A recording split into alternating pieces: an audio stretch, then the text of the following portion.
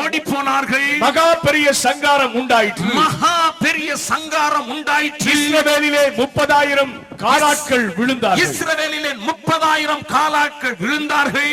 தேவனுடைய பெட்டி பிடிக்கப்பட்டது. தேவனுடைய பெட்டி பிடிக்கப்பட்டது. ஏலியின் 2 குமாரராகிய ஓப்னியும் பினகாசும் மாண்டார்கள். குமாரராகிய ஓப்னியும் பினகாசும் மாண்டார்கள். போது. Listen, a false revival, if it is only surrounded by shouts, if the result will be a disaster. பொய்யான எழுப்புதல், பொய்யான ஆர்ப்பரிப்பு, அது பூமியை அதிரத்தக்கதாக உண்டாக்கப்பட்டாலும் தேவன் இறங்கி வந்திருக்கிறார் என்கிற ஒரு பிரமையை ஏவிவிட்டாலும், தேவனே வந்துவிட்டார் என்கிற பிரமையை மற்றவர்களுக்குள்ளே காண்பிக்கத்தக்கதான கிரியைகள் நடந்தாலும் அது பொய்யான எழுப்புதல் என்கிறபடியினாலே நடந்தது என்ன? தேவ ஜனங்களுக்குள்ளே அடிவிடுகிறது. 30,000 பேர் சடங்களாகிறார்கள். அவர்களுடைய தேவனுடைய பெட்டி பிடிக்கப்பட்டு போகிறது. நடத்தி கொண்டு வந்த ஓப்னியும் பினகாசும் சாகப்படுகிறார்கள். ஜனங்கள் சோர்ந்து போகிறார்கள், வெட்கப்பட்டு போகிறார்கள். பெலிஸ்தீனுக்கு அறிவிருந்தது. அவன் ஒருவேளை தேவர்கள் என்று சொன்னான் அவனுடைய அறிவிக்கப்படி. But he means எகிப்தியர்கள் மத்தியிலே கிரியை செய்த ஆண்டவர் என்பதை அறிந்திருந்தான். ஆனாலும் அவர்கள் வீறு கொண்டு எதிர்ப்பை அதிகமாக்கி, வலுவை அதிகமாக்கி, ஸ்ட்ராட்டஜிஸை இன்கிரீஸ் பண்ணி, அவர்களுடைய காரியங்களை அதிகமாக்கி தேவ ஜனத்தை வெட்கத்திற்குள்ளாக மாற்றிவிட்டார்கள். அருமையான தேவனுடைய பிள்ளைகளே, ஆங்காங்கே பலத்த கூட்டங்கள் கூடுவதை வைத்து அதை எழுப்புதல் என்று ஒத்துக்கொள்வதற்கு என்னால் முடிகிறதில்லை. If lakhs of people will gather, but there is a question I always ask, what for? எதற்கு கூடினார்கள் என்று கேட்கிறேன். என்னத்தை பெற்றார்கள் என்று கேட்கிறேன்.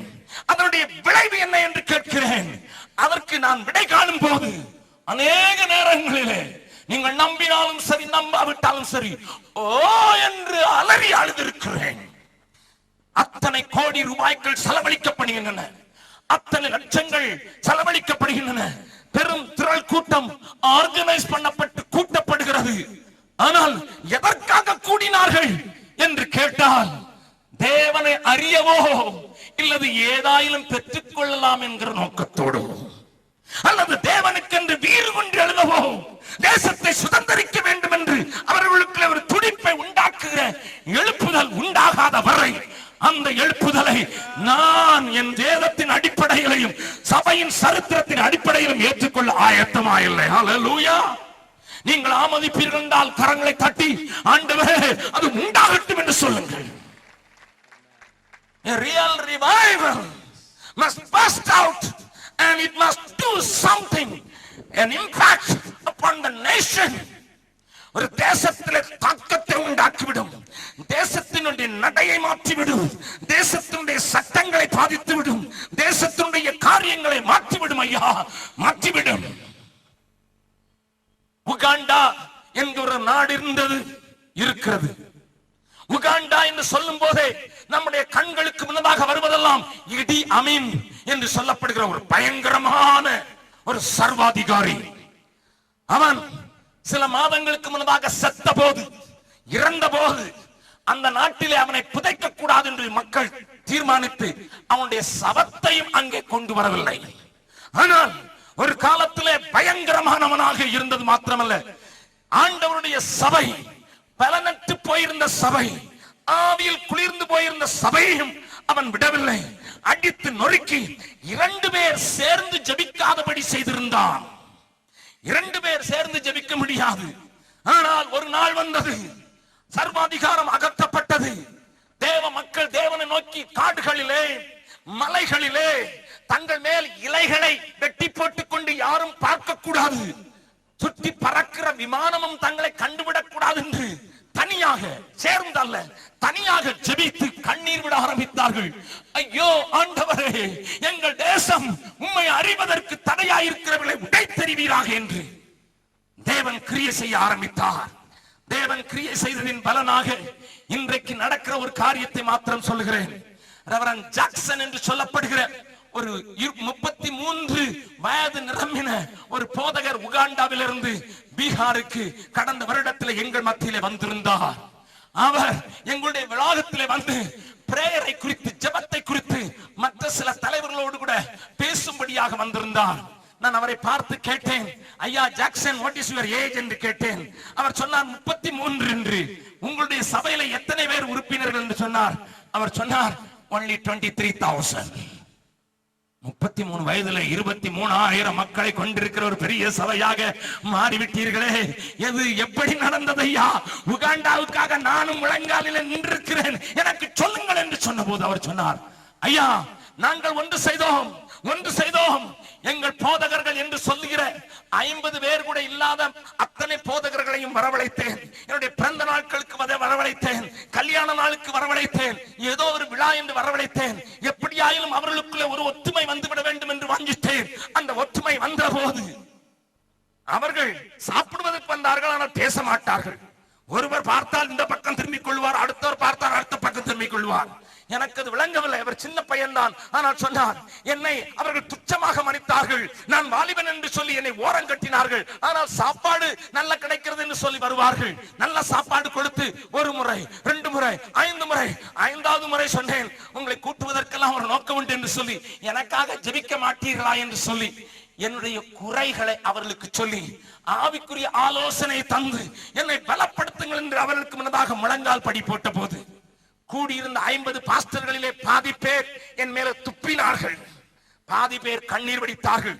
ஒரு பக்கத்துல எச்சில், அடுத்த பக்கத்துல கண்ணீர். இது எங்களை நிறைத்த போது அங்கே திடீரென்று ஒரு எழுப்புதலின் தீ எரிஞ்சிட்டு நாங்கள் எல்லாரும் அழுதோம், எல்லா போதகரும் அழுதோம், மனம் உடைந்தோம், கதறினோம். ஆண்டவரே, எங்கள் பாவங்களை நினையாதபடி எங்கள் தேசத்துல இறங்கி வாரும் என்று சொன்னோம். அன்றைக்கு மாறிவிட்டது.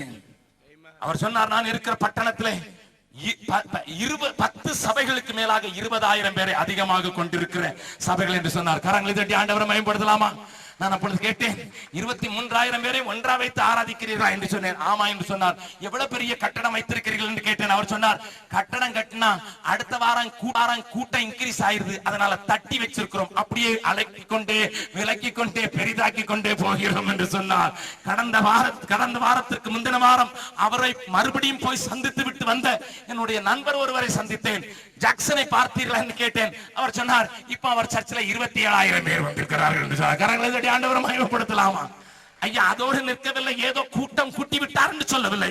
என்ன நடக்கிறது என்றால், I have seen with my own eyes the faxes sent by the judicial. நீதிபதிகளாக இருக்கிறவர்கள், DIG ஆக இருக்கிறவர்கள், SP ஆக இருக்கிறவர்கள் ஒவ்வொரு நாளும் அனுப்பின ஃபேக்ஸை பார்த்தேன். இன்றைக்கு ஒரு கொள்ளை கும்பலை படிக்க போகிறோம், எங்களுக்காக ஜெபித்துக் கொள்ளுங்கள். போலீஸ்காரர் இவங்ககிட்ட ஜெபம் கேட்கிறார், நீதிபதி கேட்கிறார், இன்றைக்கு முக்கியமான கேஸுக்கு நான் பதில் சொல்ல வேண்டும், எனக்காக ஜெபிக்கும்படியாக உங்கள் சபையாருக்கு சொல்லுங்கள் என்று ஃபேக்ஸ் அனுப்பி இருக்கிறார். அத்தனை ஃபேக்ஸை பார்த்தேன். ஐயா, எழுப்புதல் வந்துவிட்டால் அது சபையை மாத்திரமல்ல, சட்டம் ஏற்றுகிறவர்களை பாதிக்கும், அது மேல்நிலையில் உள்ளவர்களை பாதிக்கும், அது நீதிபதிகளை பாதிக்கும், அது போலீஸ்காரர்களை பாதிக்கும், அது தெருவில் நடக்கிறவர்களை பாதிக்கும், அது குடிகாரர்களை பாதிக்கும், அது சினிமாக்காரர்களை பாதிக்கும், அது பத்திரிகையாளர்களை பாதிக்கும். அதை பார்த்ததைத்தான் வேல்ஸிலே பார்த்திருக்கிறோம், மற்ற நாடுகளின் எழுப்புதலிலே பார்த்திருக்கிறோம். ஏதோ எழுப்புதல் வந்துவிட்டது, 3 லட்சம் பேரை கூட்டிவிட்டோம், அழகாக இருந்தது, பரவசமாக இருந்தது, நன்றாக பாடினோம் என்பதிலே நீங்களும் நானும் மதிமயங்கி போய்விட வேண்டாம்.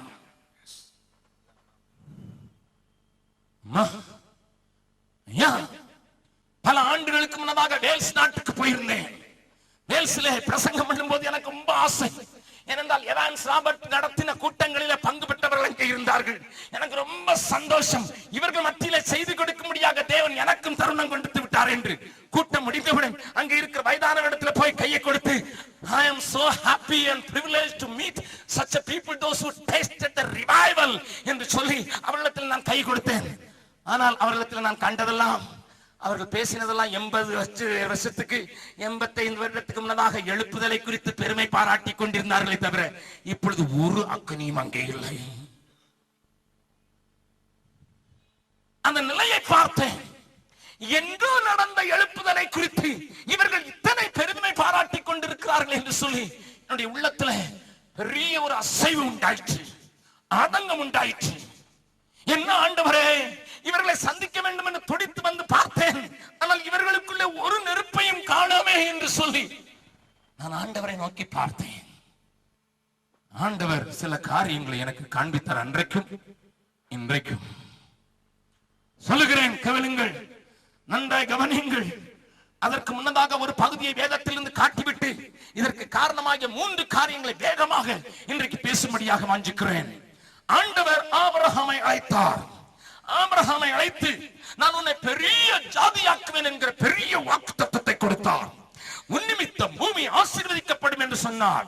உன்னை சபிக்கிறவர்கள் சபிக்கப்படுவார்கள் என்று சொன்னார். உன்னை ஆசீர்வதிக்கிறவர்களை ஆசீர்வதிப்பேன் என்று சொன்னார். ஆனால் நாட்கள் கடந்த போது ஆபிரகாமுடைய நிலையை கொஞ்சம் பாருங்கள், வாசிக்கலாம். ஆதியாகமம் 15வது அதிகாரம் 2வது வசனத்தை வாசிக்கலாம். ஆதியாகமம் 15வது அதிகாரம் 2வது வசனம். அதற்கு ஆபிரகாம், கர்த்தராகிய ஆண்டவரே, கர்த்தராகிய ஆண்டவரே, அடியேனுக்கு என்ன தருவீர்? அடியேனுக்கு என்ன தருவீர் ஆண்டவரே? பிள்ளை இல்லாமல் இருக்கிறேனே, நான் பிள்ளை இல்லாமல் இருக்கிறேனே. தமஸ்கு ஊரானாகிய இந்த எலியேசர், கவனியுங்கள் ஐயா, எழுப்புதலை வாஞ்சித்து ஜெபிக்கிறோம். இந்த தேசம் தேவனை அறிய வேண்டும் என்று மிஷனரிகளை எழுப்புகிறோம். இந்த தேசம் எழும்ப வேண்டும் என்று ஜெபிக்கிறோம். ஆனாலும் நமக்குள்ளேயும் இப்படிப்பட்ட கிரியைகள் நடக்கலாம். அவனுக்கு வாக்கு இருந்தது, அவனுக்கு ஆண்டவர் வாக்கு கொடுத்திருந்தார், உனக்கு பிள்ளை தருவேன் என்பது அவருடைய வாக்கு. ஆனால் நாட்கள் சென்றபோது தேவன் மறுபடியும் தரிசனமாகி, ஆபிரகாமே, நான் உனக்கு கேடகமாய் உனக்கு பலமாய் இருக்கிறேன் என்று சொல்கிறார். அவன் கேட்கிறான், ஆண்டவரே என்ன தருவீர்னு கேட்கறதுக்கு முன்னால இன்னொன்னு விட்டுருக்கங்க, இதுவரைக்கும் என்னத்தை தந்தீர், இனிமேல என்ன தரப்போகிறீர்? வயசு ஏறிட்டே போகுது ஆண்டவரே, முதிர் வயதாகிவிட்டேன், இனி போய் எனக்கு ஒரு பிள்ளை கிடைக்கும் என்கிற நம்பிக்கையும் இல்லாமல் போகிறது. ஒண்ணு செய்யும், I want to help you Lord, உமக்கு நான் உதவி செய்ய விரும்புகிறேன். என் வீட்டுல பிறந்தானே அந்த எலியேசரை ஆசீர்வதியும். We try to substitute when the right revival is not arriving. We try to substitute with Eliezers. அநேக நேரங்களிலே ஆண்டவர் சொன்ன பெரிதான வெடித்தெழும் எழுப்புதலை வாஞ்சித்தும் கிடைக்காமல் இருக்கும் போது தேவ மக்களாகிய நாம் என்ன செய்கிறோம்? ஆண்டவருக்கே அட்வைஸ். வீட்டுல தானே வளர்றான் அந்த எலியேசர், இருக்கிற காரியத்துல திருப்தியா இருந்துட்டு போப்பா, இதுதான் ரிவைவல் என்று சொல்லி ஏமாற்ற பார்க்கிறோம். தேவ ஜனமே, தெளிவாக நான் உங்களோடு கூட பேச விரும்புகிறேன். I could feel in my spirit there are some people over here. இங்க இருக்கிற சிலரிலே ஆண்டவர் அவர்களுக்கு ஒரு வாக்கு கொடுத்திருந்தார். அவர்களை கைப்பிடித்த நாளிலே அவர்களோடு கூட பேசியிருந்தார். அவர்களை கொண்டு சில காரியங்களை செய்வேன் என்று சொல்லி இருந்தார். ஆனால் நாட்கள் கடந்து போக போக அது நிறைவேறாததை கண்டபோது அவர்கள் இருக்கிற காரியத்தையே இதுதான் தேவன் எனக்கு கொடுத்த வாக்கு தத்தம் என்று சொல்லி திருப்தியாகி அமர்ந்து விட்டபடியினால், அடங்கி விட்டபடியினாலே தேவன் சொன்ன ஈசாக்கை இன்னும் பெற்றுக் கொள்ளாமல் இருக்கிறீர்கள். லிசன், தெளிவாய் கேளுங்கள். ஆண்டவர் உங்கள் கரம் பிடித்து உங்களுக்கு சொன்ன காரியம் பெரியது. ஆனால் வசதிகளின் நிமித்தம், வாய்ப்பில்லாமல் போனது நிமித்தம், சோர்வுகளின் நிமித்தம், உலகம் மேற்கொண்டது நிமித்தம், உலக கவலைகள் ஆட்கொண்டது நிமித்தம், அர்ப்பணத்திலே குறைவு ஏற்பட்டது நிமித்தம், தியாகத்தின் அளவு குறைந்து விட்டது நிமித்தம், ஆதியில இருந்த அன்பு விலகிவிட்டது நிமித்தம் நடந்தது என்ன? இருக்கிறது தான் இது என்று சொல்லி அதிலேயே திருப்தி ஆகிறதுக்கு ஒரு கூட்டம் சரியாகிவிட்டது. ஆனால் இன்றைக்கு ஆண்டவர் சொல்கிறார், இல்லை. பக்கத்தில் இருக்கும் கையை பிடிச்சு சொல்லுங்க, ஈசாக்கு வர்றத இறக்கி விடாதீங்க, ஈசாக்கு வர்றத இறக்கி விடாதீங்க. Don't satisfied with Eliezers. எலியேசரிலே திருப்தியாய் விடாதீர்கள். தேவன் ஈசாக்கை தருவதற்கு வாஞ்சி உள்ளவராய் இருக்கிறார். ஹல்லேலூயா, ஹல்லேலூயா. அவர் சொன்னது நடக்கும், அவர் சொன்னது நிறைவேறும் என்கிற உறுதி, ஒரு உற்சாகம் உங்களை ஆட்டி படைப்பதாக ஆண்டவர் சொல்கிறார். நீ நினைச்சுக்கிட்டு இருக்க உன் வீட்டுல பிறந்த ஆளுதானே, அதனால இவன் மேலையாவது ஆசீர்வாதம் வந்துடணும். No no no no no no no. I have called you for a greater blessing. என் தமிழக அருமையான தேவ சபையை சேர்ந்த மக்களே, இன்றைக்கு தமிழகத்தை தேவன் தன்னுடைய கிருபையினால் காத்து எண்ணிக்கைகளை பெருக்காக்கி கொண்டு இருக்கிறார். கிறிஸ்துவின் அரியவர்கள் கூடிக்கொண்டிருக்கிறது உண்மைதான். ஆனால் அநேகருக்குள்